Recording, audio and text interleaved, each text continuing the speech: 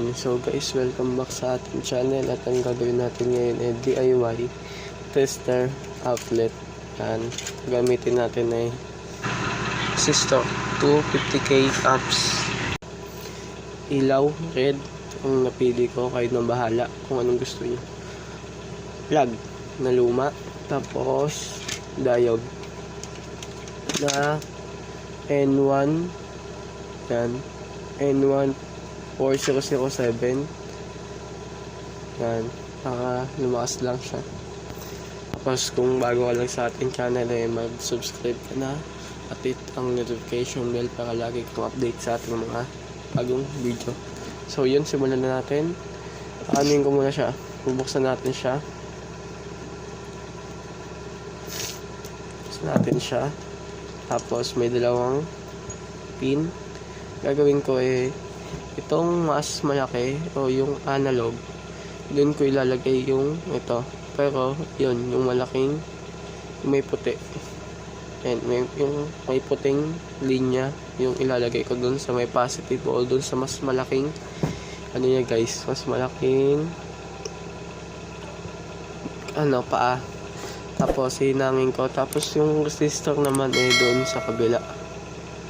Yan, puputulin ko. Tapos nakaganyan siya dyan. Sakto lang yan. Tapos hinangin ko muna to. Yung nasa gilid yan. Ipit ko muna to dito. Mapaalang. Paalang. Yan. Tapos hinangin ko siya doon. Itong may kulay white. Tapos mainit na tong soldering iron natin.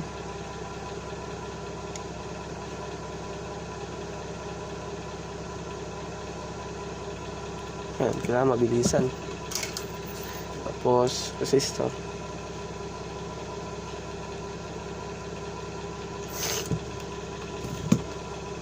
Tapos puputulin ko lang siya ng kaunti. Tapos iwan ako ng isang mahaba yung isa para umabot yung resistor natin.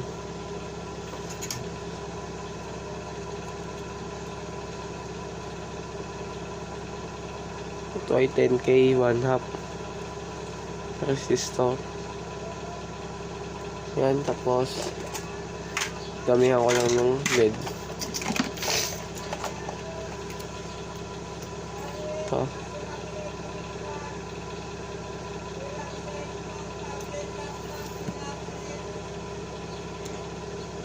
Tanggal.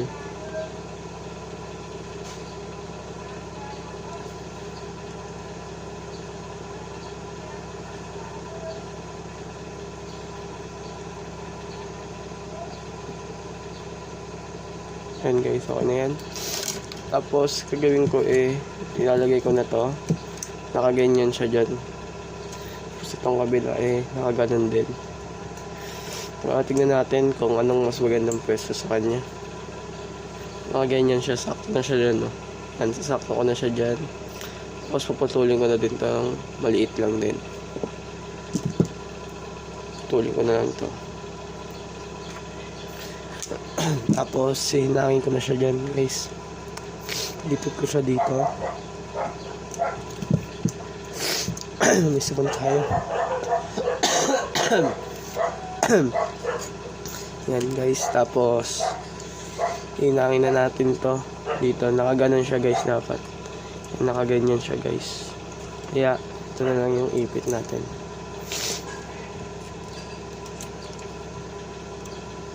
Tapos yan. Hindi natin ng LED. Yan.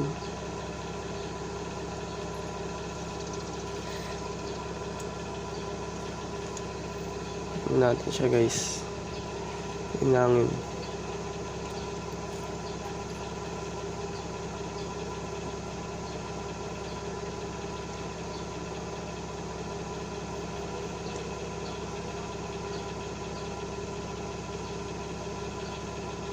Yan guys, okay na siya.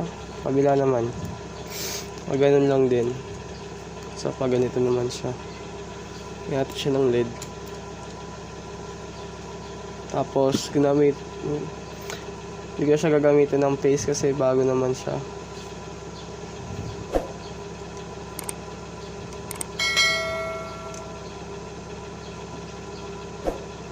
Yan guys, ganyan yung pagiging kalabasan niya. Ayan, ganyan lang siya. Tapos ngayon susubukan na natin siya. Babalik ko na siya sa case niya bago natin siya i-hot glue. Ika siya. Yan, okay. Yan na lang natin yan dyan. Yan.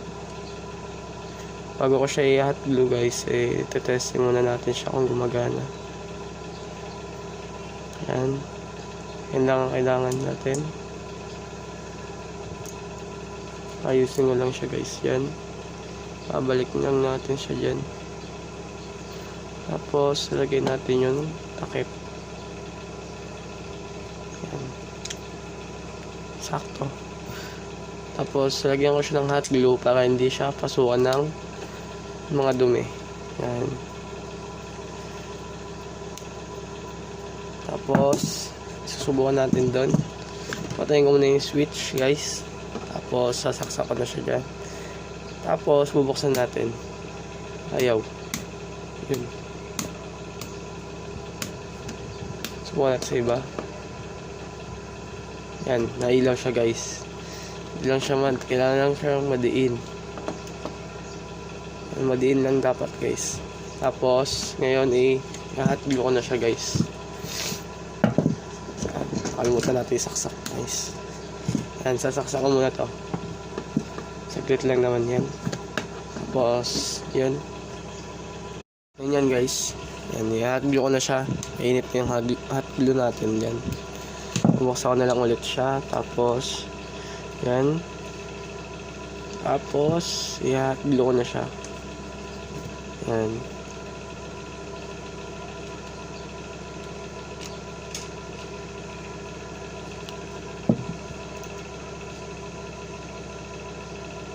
Ay, putol. Putol yung resistor natin. Gagawin ko, palitan ko siya. Lagyan ko muna itong hot glue. Palitan ko muna siya ng resistor. Wali tayo ng 110. Putol. Tanggal natin yung resistor. Yan, tanggal na. Kuha tayo ng ganun ulit na resistor guys. Yan guys, ito yung bago natin yung resistor. Hinangin ko na ulit lang siya. Pero sa ngayon hindi ko na siya puputulan. Para may bibend natin.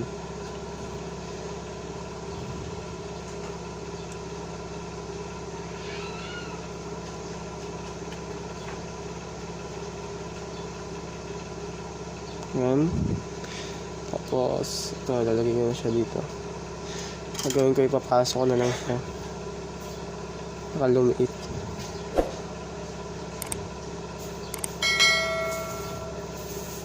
Yan. Tapos lang na siya dun.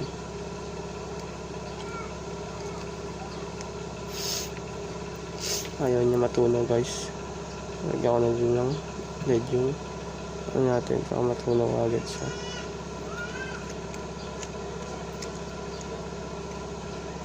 Ayaw niya guys. Gagawin ko yun, nakaganyan na lang siya.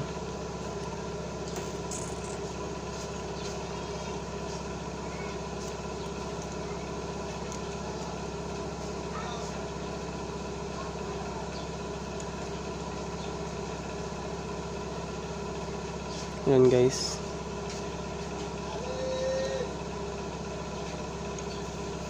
Wala lang LED.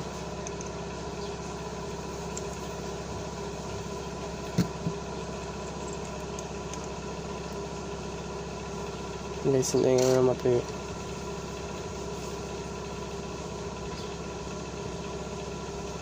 Yan guys, so yun na yan. Medyo mainit.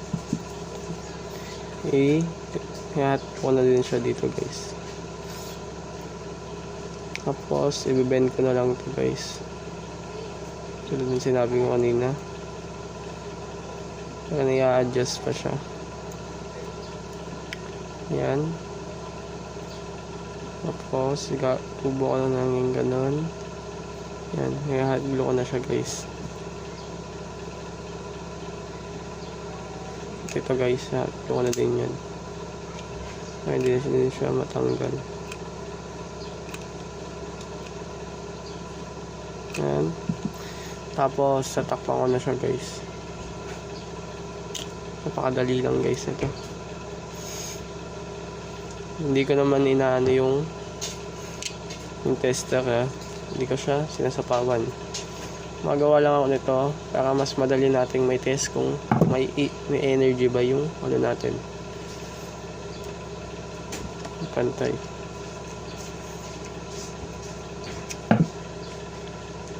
Tanggalin natin to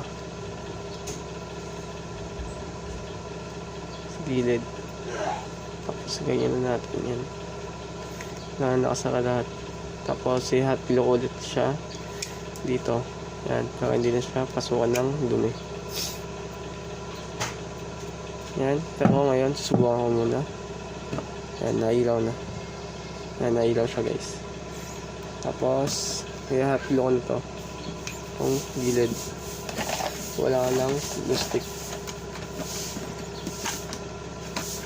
Glue stick. Tapos pasok ko nito yan. Tapos yan.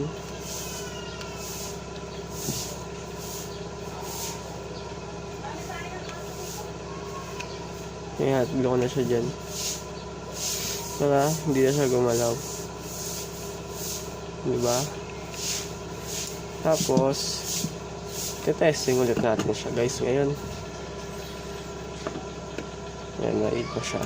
So yan, guys, ito yung DIY na ano natin, DIY na outlet tester. Pero mas maganda na din to kung pag may ganito kayo, para ma-check natin kung may mga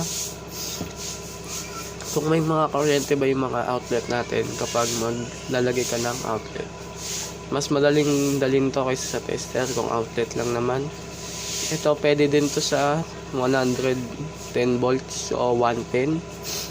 Pwede din to, kaya niya to. Tapos so yun, hanggang dito na lang tong video na to, and maraming salamat sa panonood, and please like and share itong video kung nagustuhan nyo, and follow nyo na din yung Facebook page natin na Fix with Jeff. Yun, dun tayo minsan nag-update ng mga diagram. So yun, hanggang dito na lang to. Maraming salamat sa panonood. Paalam.